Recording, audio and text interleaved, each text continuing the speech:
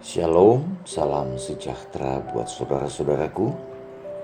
Renungan kita hari ini berjudul Pengertian yang benar tentang bait suci sorgawi.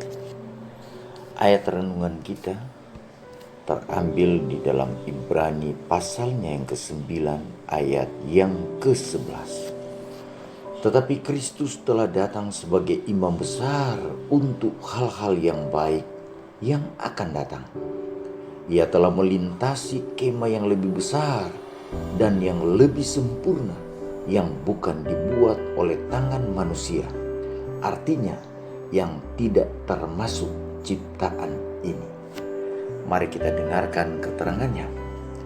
Pengertian yang benar tentang pelayanan dalam bait suci surgawi adalah dasar iman kita. Mari bersaksi halaman 246. Kemah yang ada di dunia ini didirikan oleh Musa sesuai dengan pola yang ditunjukkan kepadanya di atas gunung. Itu adalah kiasan masa sekarang. Sesuai dengan itu dipersembahkan korban dan persembahan. Kedua bilik yang suci itu adalah lambang apa yang ada di surga. Kristus, imam besar kita, adalah yang melayani ibadah di tempat kudus, yaitu di dalam kemah sejati yang didirikan oleh Tuhan dan bukan oleh manusia. Ibrani 9 ayat 9 dan ayat 23 dan Ibrani 8 ayatnya yang kedua. Apabila di dalam khayal Rasul Yohanes diizinkan untuk melihat kemah bait suci Allah di surga, ia melihat di sana 7 obor menyala-nyala di hadapan takhta itu. Ia melihat seorang malaikat dengan sebuah pedupan emas, dan kepadanya diberikan banyak kemenyan untuk dipersembahkan bersama-sama dengan doa semua orang kudus di atas mezbah emas di hadapan takhta itu. Wahyu 4 ayat 5 dan Wahyu 8 ayat 3. Di sini Nabi diizinkan untuk melihat ruangan yang pertama dari bait suci di surga. Dan ia melihat di sana ketujuh pelita itu dan mezbah emas yang dilambangkan oleh kaki dian emas dan mezbah pedupaan di dalam bait suci di dunia. Kembali terbukalah bait suci Allah, Wahyu 11 ayat 19. Dan ia melihat ke dalam tirai yang lebih ke dalam, yaitu kepada bilik yang maha suci. Di sini ia melihat tabut perjanjiannya, Wahyu 11 ayat 15, yang dilambangkan oleh peti yang suci yang diperbuat oleh Musa untuk menjadi tempat penyimpanan hukum Allah. Yohanes menyatakan bahwa ia melihat bait suci di dalam surga.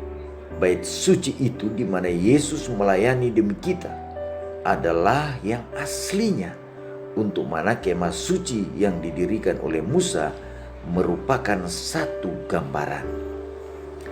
Bait suci surga, tempat tinggalnya raja atas segala raja, di mana beribu-ribu melayani dia dan selaksa kali berlaksa-laksa berdiri di hadapannya. Daniel 7 ayat 10.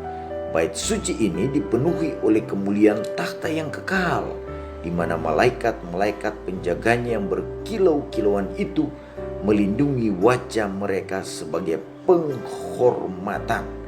Tidak ada bangunan di dunia ini yang dapat menggambarkan kehebatan dan kemuliaannya.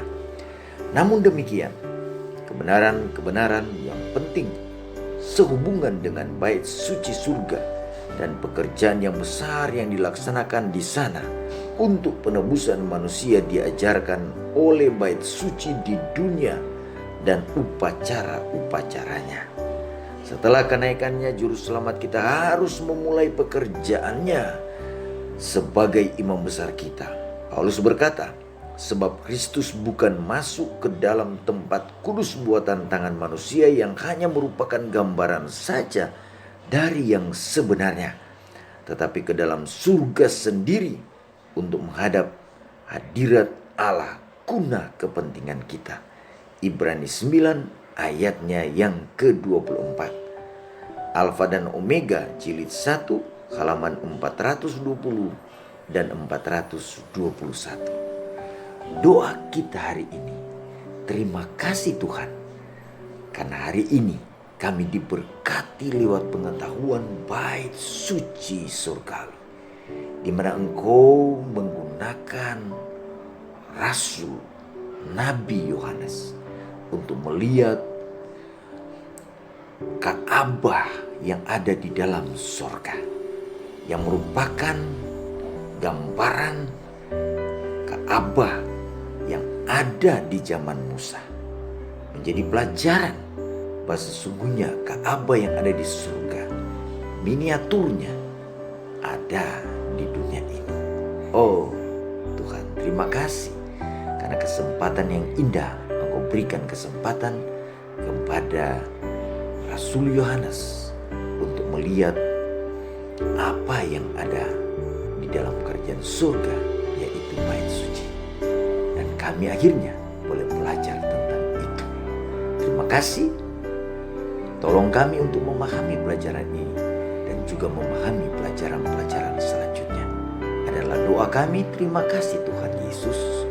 Kami bawa doa ini hanya di dalam nama Tuhan Yesus, nama yang indah, Tuhan dan Juru Selamat kami. Amin.